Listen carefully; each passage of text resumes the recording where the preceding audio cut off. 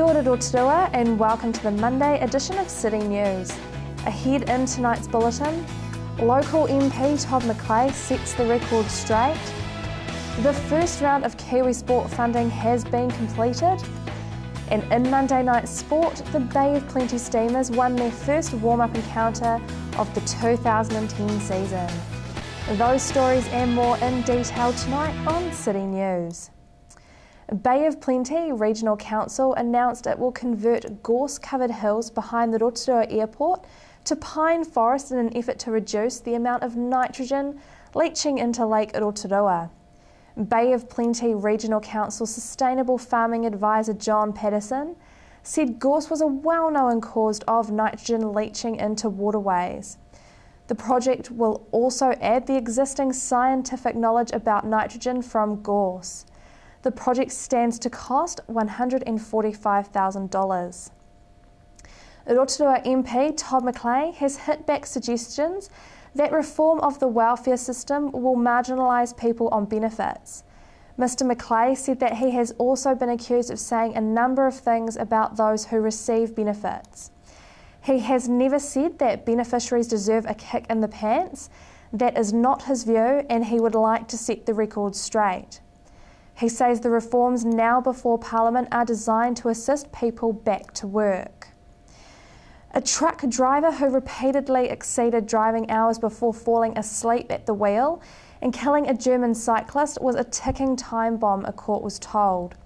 Troy Roberts, 35, crashed into tourist Stephen Stoermer in a horror smash on State Highway 2 near Te Puke on March 12th last year. Mr Stoermer, a 38-year-old on the final leg of a 26-country cycling trip, died at the scene despite medical staff's efforts.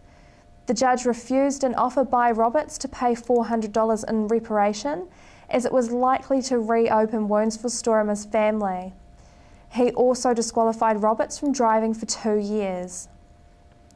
Sport Bay of Plenty has announced the completion of the first round of Kiwi sport funding, allocating over $421,000 in grants to clubs, schools and sporting organisations throughout the region. Central Bay of Plenty received a total of $11,820 Kickstart Fund applications and $90,000 for major projects. The Rotorua Primary Schools Sport Association have received a grant to assist with the growth and delivery of sporting opportunities and events in Rotorua. The next round of funding applications opens on August 7th.